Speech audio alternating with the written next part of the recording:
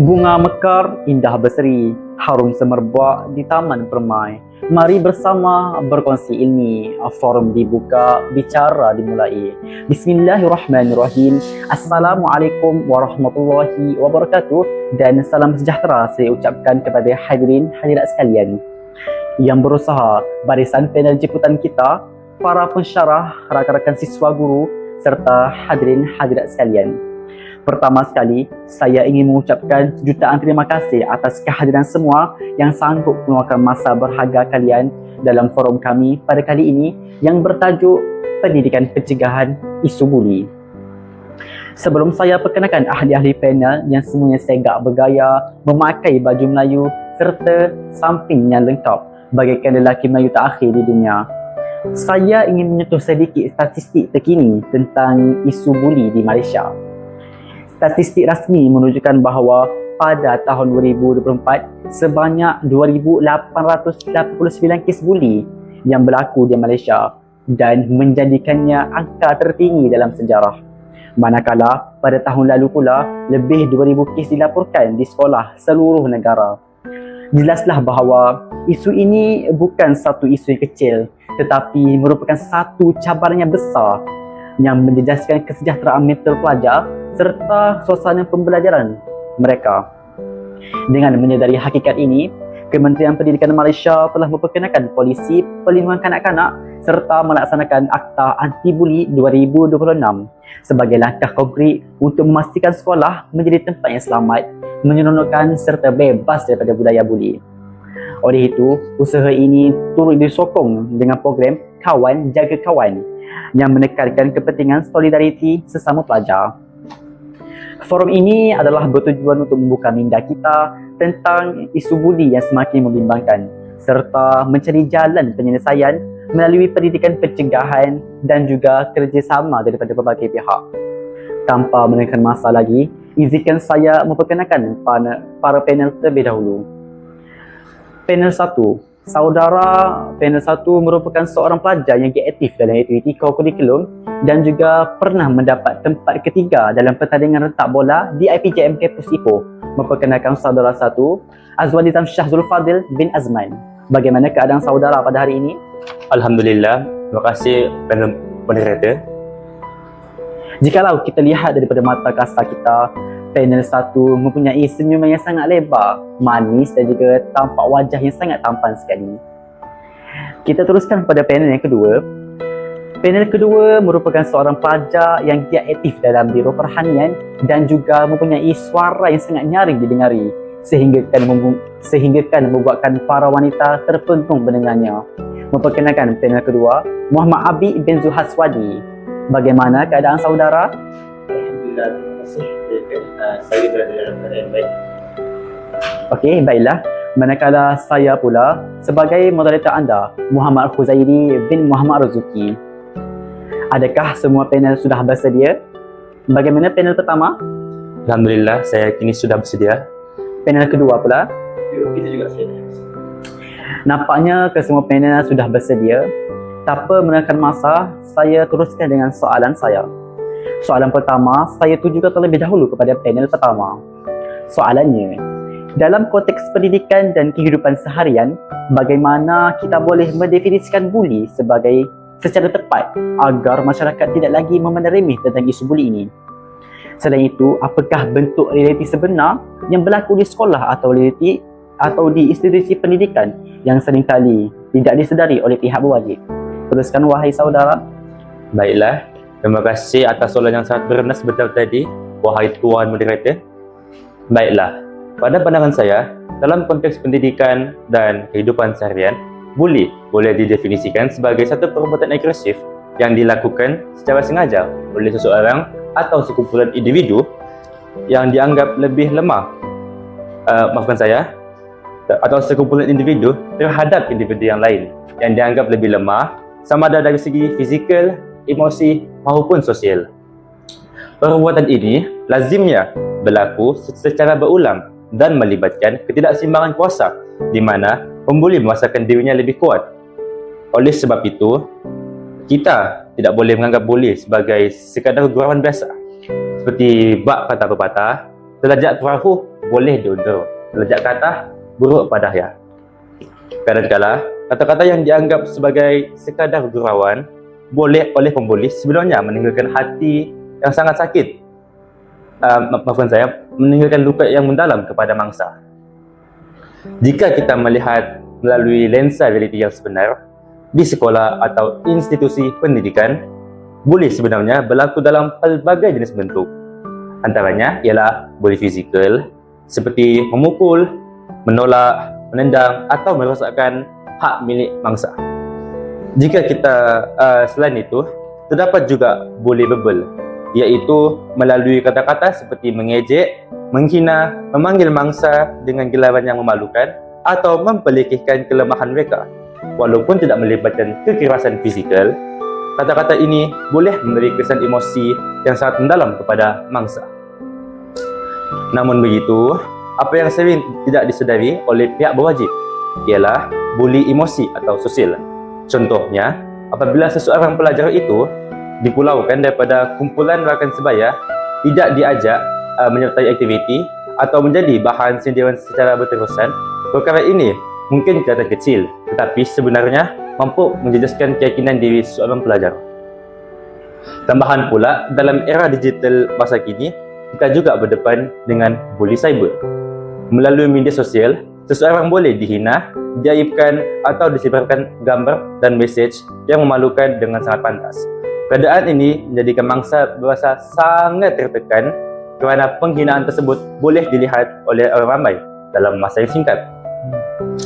Perkara yang lebih membimbangkan ialah banyak kes buli yang tidak dilaporkan sehingga hari ini.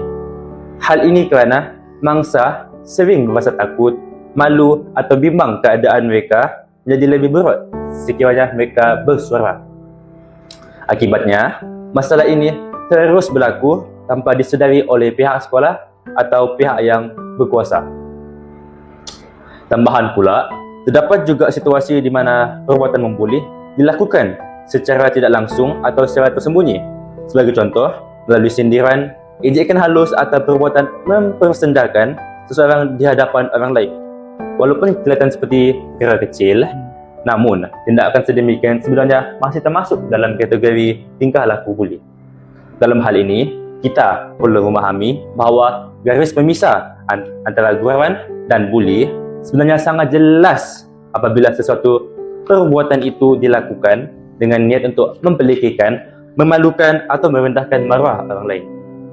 Oleh itu, bagi saya, langkah pertama untuk menangani isu ini ialah kita mestilah memahami bahawa definisi sebenar buli dan menyedari bahawa setiap bentuk buli, walaupun sekecil zarah, boleh memberi kesan yang sangat besar kepada kehidupan seseorang pelajar. Jika kita benar-benar mahu membina persekitaran pendidikan yang selamat dan harmoni, maka semua pihak perlu memainkan peranan. Guru sebagai pembimbing, ibu bapa sebagai pelindung, dan pelajar sendiri sebagai rakan yang saling menjaga antara satu sama lain. Seperti bak kata pepatah Melayu, berat sama dipikul, ringan sama dijinjing. Jika semua pihak bekerjasama, saya percaya budaya buli dapat dikurangkan dan sekolah akan menjadi tempat yang lebih selamat serta menyenangkan untuk semua pelajar. Itu saja untuk isi saya. Saya serahkan ucapan kepada Tuan Moderator. Okey, baiklah. Penjelasan yang diungkapkan oleh panel pertama sangatlah jelas dan juga idea yang dilontarkan sangatlah bernas sekali. Tetapi izinkan saya, wahai panel 1, untuk menambahkan sedikit lagi idea dalam topik buli cyber. Boleh kan? Silakan. Okey, baiklah. Seperti mana yang dinyatakan oleh panel 1, buli cyber merujuk kepada perbuatan mengganggu, menghina, memalukan atau mengancam seseorang melalui platform digital seperti media sosial, aplikasi pesanan, permainan dalam talian atau mana-mana medium komunikasi elektronik. Berbeza sekali dengan buli tradisional yang berlaku secara bersemuka. Buli cyber boleh berlaku pada bila masa sahaja dan di mana jua mereka berada. Dari sudut psikologi, kesan buli cyber terhadap pelajar boleh menjadi lebih mendalam kerana mesej atau komen negatif yang disebarkan di internet boleh dilihat oleh orang ramai dalam jangka masa yang singkat sahaja. Keadaan ini boleh menyebabkan mangsa tersebut berasa malu, tertekan dan juga hilang keyakinan diri, terutamanya apabila mereka menjadi bahan ejekan secara terbuka di media sosial. Selain itu, mangsa buli juga sering mengalami tekanan emosi yang serius dan juga berpanjangan.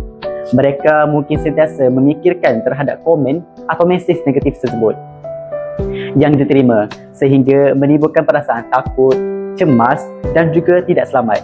Keadaan ini boleh menjejaskan kesejahteraan mental mereka serta mengganggu kestabilan emosi mereka dalam kehidupan seharian. Dari perspektif psikologi akademik pula, buli cyber boleh memberi kesan yang signifikan terhadap tumpuan dan juga motivasi pada pelajar dalam pembelajaran. Dalam jangka masa yang panjang pula, kesan psikologi cyber boleh menjejaskan konsep diri akademik pelajar. Konsep akademik pelajar, maafkan saya, pelajar yang sering menerima penghinaan atau kritikan secara terbuka mungkin mula mempercayai kata-kata negatif tersebut dan menganggap diri mereka tidak berkelebihan atau tidak bernilai. Perspektif negatif terhadap diri ini akhirnya boleh menjejaskan keyakinan mereka untuk mencapai kejayaan dalam bidang akademik. Tambahan pula, buli cyber juga boleh menyebabkan pelajar mengalami pengasingan sosial dalam persekitaran sekolah. Justru itu, kerjasama antara pihak sekolah, ibu bapa dan juga pihak komuniti setempat amatlah penting dalam memastikan penggunaan teknologi dalam kalangan pelajar berada pada tahap yang selamat dan juga beretika. Okey, baiklah, itu sahaja pandangan saya. Saya teruskan kepada panel yang kedua. Panel kedua sudah bersedia? Ya, saya sudah bersedia. Okey, baiklah, soalannya. Dari sudut psikologi, apakah kesan jangka panjang yang mungkin dialami oleh mangsa buli, khususnya dalam pembentukan emosi dan juga keyakinan diri mereka? Selain itu, bagaimana pula implikasi buli ini terhadap pencapaian akademik mangsa, dan adakah terdapat bukti yang menunjukkan bahawa prestasi mereka terjejas secara signifikan? Teruskan wahai saudara. Baiklah, Assalamualaikum warahmatullahi wabarakatuh dan salam sejahtera, salam Malaysia Madani. Ribuan terima kasih kepada moderator atas peluang yang diberikan. Selepas kita mendengar penerangan daripada panel pertama tentang definisi dan realiti sebenar buli, seterusnya saya akan meneruskan perbincangan dengan menjelaskan implikasi atau kesan buli terhadap mangsa, khususnya dalam aspek psikologi dan juga akademik. Baiklah, isu buli bukanlah perkara yang kecil kerana kesannya boleh mempengaruhi kehidupan mangsa dalam jangka masa panjang jika tidak ditangani dengan baik. Jadi pertama sekali, dari aspek psikologi, mangsa buli sering mengalami tekanan emosi yang serius.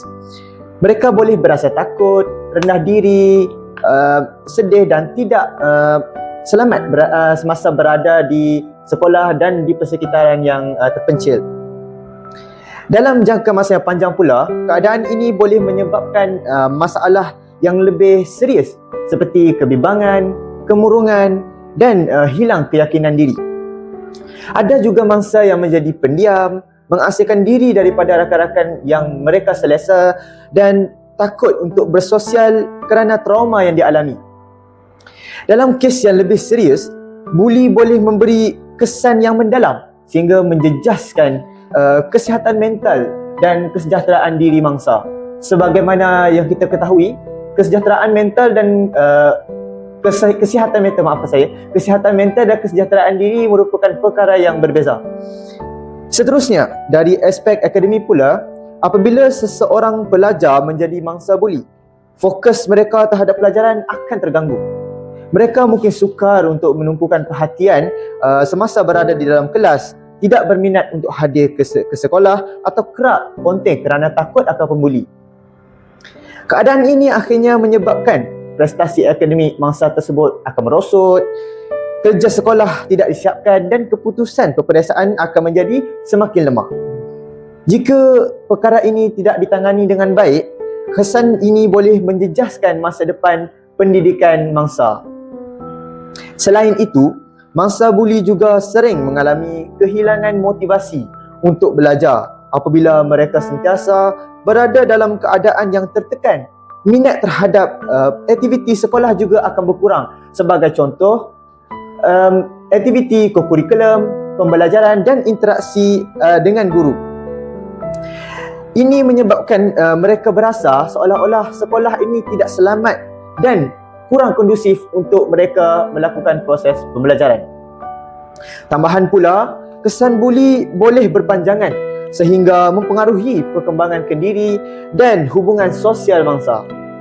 Jika trauma tersebut tidak ditangani dengan baik, mangsa mungkin membawa kesan itu hingga ke peringkat yang lebih tinggi, seperti sukar mempercayai orang lain ataupun susah untuk menyesuaikan diri dalam persekitaran yang berbeza. Secara keseluruhannya, buli bukan sekadar perbuatan menyakiti secara fizikal ataupun verbal sahaja, tetapi ia turut memberi kesan yang mendalam terhadap emosi, mental dan pencapaian akademik mangsa. Oleh itu, semua pihak perlulah berganding bahu, peka dan memainkan peranan yang penting dalam mencegah serta menangani masalah buli agar persekitaran pembelajaran menjadi lebih selamat, kondusif dan efektif untuk mangsa menjalani proses pembelajaran. Itu sahaja pendapat daripada saya. Saya serahkan kepada Tuan Moderator. Okey, baiklah. Kata-kata yang dilontarkan oleh saudara Abid tadi sangatlah memegunkan saya kerana beliau merupakan seorang pelajar kaunseling dan idea yang dilontarkan tadi sangatlah bernas dan juga sangat berkaitan dengan pembelajaran beliau. Pembelajaran saudara, maafkan saya.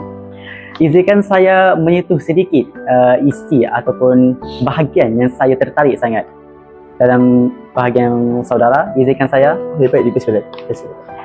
Okey, seperti mana yang kita ketahui, buli bukan sahaja memberi kesan kepada keadaan emosi pelajar, malah ia juga boleh mempengaruhi cara pelajar berfikir, bertindak dan juga melihat keupayaan diri mereka dalam konteks pembelajaran. Dalam bidang psikologi pendidikan, keadaan ini sering dikaitkan dengan konsep kendiri akademik, iaitu bagaimana seseorang pelajar menilai kebolehan dirinya dalam proses pembelajaran. Apabila seseorang pelajar menjadi mangsa buli secara berterusan, mereka cenderung mengalami kemerosotan keyakinan diri. Pelajar tersebut mungkin mula meragui kemampuan mereka sendiri untuk berjaya dalam pembelajaran. Perasaan rendah diri ini boleh menyebabkan mereka beranggapan bahawa mereka tidak cukup bijak, tidak mampu bersaing dengan rakan lain atau tidak layak untuk mencapai kejayaan mereka sendiri. Secara tidak langsung, perspektif negatif ini dapat melemahkan motivasi mereka untuk belajar. Di samping itu, dari perspektif psikologi akademik, buli juga boleh menjejaskan motivasi intrinsik pelajar untuk belajar. Pelajar yang mengalami tekanan emosi akibat buli mungkin kehilangan minat terhadap aktiviti pembelajaran di sekolah, seperti mana yang dihuraikan oleh panel kedua tadi. Sebentar tadi, mereka mungkin berasa tidak seronok berada di sekolah, kurang bersemangat untuk menyertai perbincangan kelas dan juga lebih cenderung untuk mengasingkan diri daripada rakan-rakan lain. Okey, itu sahaja pandangan daripada saya. Okey, baiklah. Kita teruskan sesi forum kita kepada soalan seterusnya. Para panelis sekalian, soalan ini timbul dalam benak fikiran saya sendiri. Izinkan saya tanyakan soalan tersebut. Baik, silakan. Soalannya berbunyi sebegini. Apakah cabaran-cabaran dan juga halangan yang dihadapi oleh pelbagai pihak dalam mengatasi isu buli di sekolah? Saya jemput panel pertama atau panel kedua untuk meneruskan perbincangan terlebih dahulu. Baiklah, izinkan saya melontarkan idea saya, Tuan Moderator. Silakan. Okey, sememangnya isu buli merupakan isu yang biasa berlaku antara kalangan masyarakat. Namun begitu, terdapatnya cabaran untuk menangani kesan buli terhadap mangsa. Terdapat beberapa cabaran yang dihadapi untuk menangani masalah ini. Antaranya ialah ramai mangsa buli tidak berani untuk melaporkan kejadian yang mereka alami. Mereka takut keadaan akan menjadi lebih buruk, akan bimbang akan balasan yang diberikan oleh pembuli atau berasa malu untuk membincangkan ataupun memberitahu masalah tersebut kepada guru ataupun ibu bapa. Keadaan ini akan menyebabkan banyak kes buli berlaku secara berterusan tanpa diketahui oleh pihak yang bertanggungjawab. Selain itu, mangsa juga kadang-kadang berasa tidak yakin adanya aduan mereka akan diambil serius oleh pihak sekolah, terutamanya guru akademik yang sering memberi tumpuan kepada pencapaian dan prestasi pelajar di dalam kelas.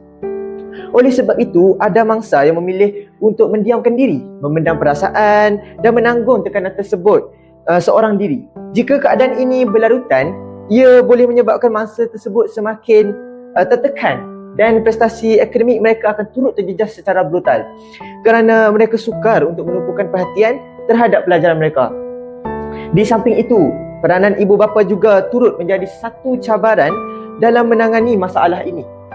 Terdapat sesetengah ibu bapa tidak menyadari perubahan tingkah laku mereka, malah tidak mengambil peduli tentang perasaan dan apakah tingkah laku anak mereka di sekolah.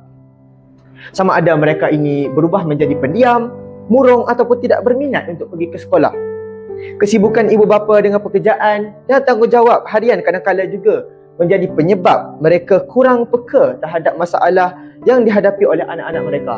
Akibatnya, mangsa tidak mendapat sokongan emosi secara maksimum yang mencukupi daripada keluarga mereka.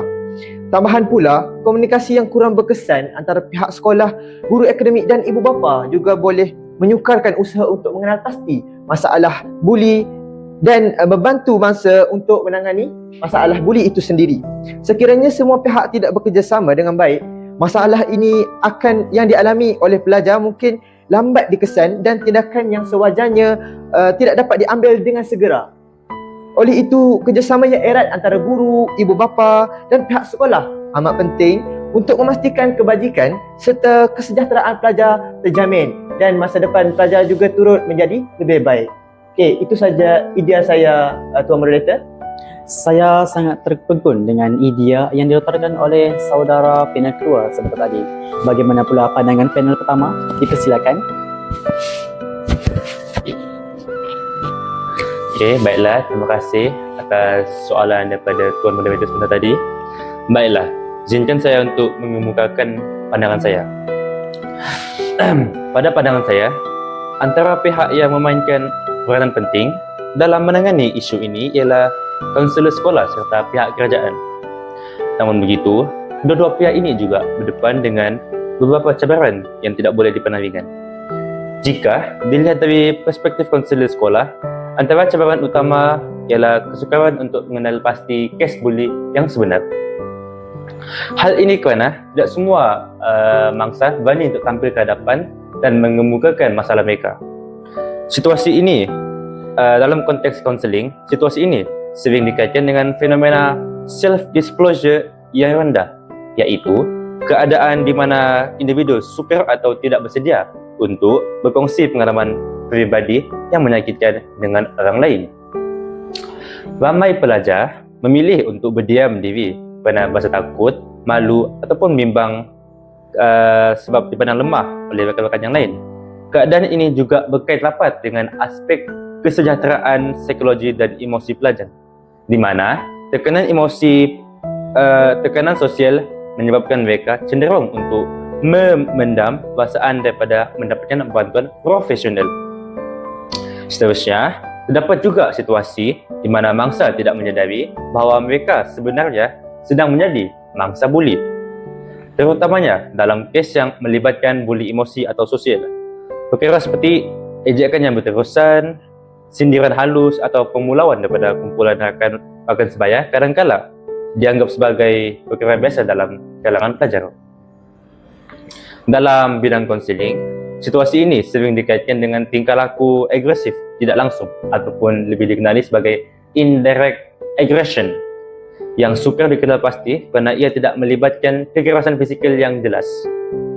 Keadaan ini sudah tentunya menjadikan tugas kaunselor lebih mencabar kerana mereka perlu mengenal pasti tanda-tanda yang tidak begitu jelas melalui pemerhatian tingkah laku, penilaian psikososial serta proses intervensi kaunseling terhadap pelajar yang terlibat. Tambahan pula, kaunselor di sekolah juga sering berhadapan dengan kekangan dari segi masa dan jumlah pelajar yang ramai. Menurut garis panduan pendidikan di Malaysia, nisbah ideal ialah sekitar satu kaunselor 500 pelajar. Namun, dalam realiti sebenar, jumlah pelajar seringkali melebihi kapasiti tersebut. Situasi ini betul-betul menyebabkan kaunselor perlu mengendalikan pelbagai kes yang melibatkan isu akademik, emosi, disiplin dan sosial secara serentak, sekaligus menjadikan pemantauan terhadap kes buli lebih mencabar. Baiklah, jika kita beralih pandangan kepada perspektif kerajaan pula, cabaran utama yang dihadapi ialah memastikan dasar dan peraturan yang digubal dapat dilaksanakan secara berkesan di semua institusi pendidikan. Menurut laporan Kementerian Pendidikan Malaysia (KPM), terdapat ratusan kes buli yang dilaporkan di sekolah setiap tahun. Bagi contoh, laporan media pernah menyatakan bahawa lebih daripada 4,000 kes buli direkodkan dalam tempoh setahun di sekolah-sekolah seluruh negara. Statistik ini menunjukkan bahawa isu buli masih merupakan satu cabaran yang signifikan dalam sistem pendidikan. Walau bagaimanapun, pelbagai garis panduan dan polisi telah diperkenalkan bagi menangani isu disiplin dan buli di sekolah. Pelaksanaannya kadang-kala berbeza mengikut institusi, keadaan persekitaran sekolah dan tahap kesedaran warga sekolah itu sendiri. Di samping itu, kerajaan juga perlu berdepan dengan perubahan bentuk buli yang semakin kompleks, khususnya dalam era teknologi digital. Dengan kewujudan sosial dan media platform yang lain, buli tidak lagi terhad kepada ruang fizikal seperti di dalam kelas atau kawasan sekolah saja. Sebaliknya, ini boleh berlaku pada bila-bila masa dan di mana saja melalui ruang digital.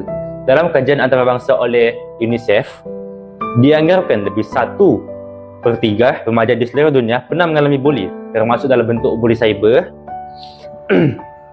Perkara ini menunjukkan bahawa isu ini bukan sahaja berlaku di Malaysia tetapi merupakan fenomena global. Oleh yang demikian, cabaran yang dihadapi oleh kaunselor dan kerajaan ini menunjukkan bahawa isu buli bukanlah masalah yang boleh diselesaikan oleh satu pihak saja. Sebaliknya, ia memerlukan pemahaman yang mendalam serta kerjasama daripada berbagai pihak agar usaha untuk menangani isu ini dapat dilaksanakan dengan lebih berkesan. Sebelum saya menamatkan isi saya sekejap lagi, izinkan saya mengemukakan satu pantun untuk menutupi isi saya. Bunga seroja di atas para, jatuh ditimpa buah berangan. Andai kata tersilap bicara, kemaafan jua kami pohonkan. Itu saja daripada saya. Sekian, terima kasih. Saya serahkan kepada Tuan Moderator. Saya sangat rasa tercabati apabila mendengar satu rangkap pantun yang diucapkan oleh panel pertama. Wahai para panel sekalian, alangkah baiknya jika cabaran-cabaran tersebut diatasi dengan langkah-langkah yang konkret daripada pelbagai pihak supaya negara kita sebetul-betulnya bebas daripada budaya buli. Izinkan saya mengumpulkan idea tersebut. Silakan. Okey, pertama sekali, pihak sekolah perlulah menguatkuasakan undang-undang disiplin yang tegas dan juga perlu mempunyai garis panduan jelas tentang isu buli ini. Oleh hal yang demikian, apabila adanya garis panduan yang jelas, para pembuli berasa takut untuk membuli dan juga mereka berasa takut kerana akan dikenakan hukuman yang setimpal. Seterusnya, para pembuli juga akan merasa perbuatan mereka tidak akan diterima sama sekali dalam persekitaran sekolah. Seterusnya, program kesedaran dan juga pendidikan tentang bahaya buli juga perlu dilaksanakan dalam persekitaran sekolah. Program seperti ceramah, forum, kempen anti buli atau aktiviti bimbingan dan kaunseling dapat membantu pelajar memahami kesan negatif buli terhadap mangsa buli. Melalui pendedahan ini, pelajar akan lebih berempati dan juga lebih menghormati antara satu sama lain dalam kalangan persekitaran sekolah. Seterusnya, peranan guru dan juga pihak kaunselor amatlah penting dalam menangani isu ini. Maafkan saya. Guru perlu peka terhadap perubahan tingkah laku pelajar yang menjadi mangsa buli seperti murung, menyendiri atau takut untuk datang ke sekolah. Dalam hal ini, kaunselor tersebut boleh memberikan sokongan emosi dan juga bimbingan kepada mangsa agar mereka kembali yakin dan juga berani untuk melaporkan kejadian buli tersebut. Seterusnya, akhir sekali, pelajar tersebut perlulah dididik untuk menjadi individu yang berani dan juga kuat untuk menentang budaya buli tersebut. Rakan sebaya memainkan peranan yang penting untuk tidak menyokong atau berdiam diri apabila melihat kejadian buli tersebut. Sebaliknya, mereka perlu melaporkan perkara tersebut kepada guru atau pihak yang berwajib. Kesimpulannya, Isu buli di sekolah sebenarnya dapat dikurangkan sekiranya semua pihak berganding bahu seperti pihak sekolah, ibu bapa ataupun komuniti sendiri, komuniti setempat maafkan saya, dan juga pelajar itu sendiri supaya dapat mewujudkan persekitaran pembelajaran yang selamat, harmoni dan juga bebas dalam budaya buli. Maka hadirat sekalian, setelah kita mendengar kupasan daripada para panel, jelaslah bahawa isu buli bukanlah satu perkara yang kecil, tetapi merupakan satu cabaran yang besar menuntut perhatian serius daripada semua pihak. Definisi dan juga realiti bumi perlu difahami dengan jelas. Implikasi terhadap mangsa mestilah ditangani dengan penuh empati, dan pendidikan pencegahan bersama campur tangan agensi luar perlu digerakkan secara bersepadu. Semoga forum ini menjadi titik tolak kepada usaha berterusan dalam melahirkan generasi pelajar yang berakhlak mulia, berjiwa besar dan juga bebas daripada budaya buli. Dengan itu, saya selaku moderator berterima kasih kepada semua panel dan hadirat sekalian kerana sudi bersama-sama menjayakan forum ini. Sebelum itu, izinkan saya mengungkapkan satu rangkap pantun. Ilmu dibincang pun penuh berhemat, budi ditanam jadi budaya. Forum berakhir dengan muafakat. Moga tertegak sekolah sejahtera. Sekian, terima kasih.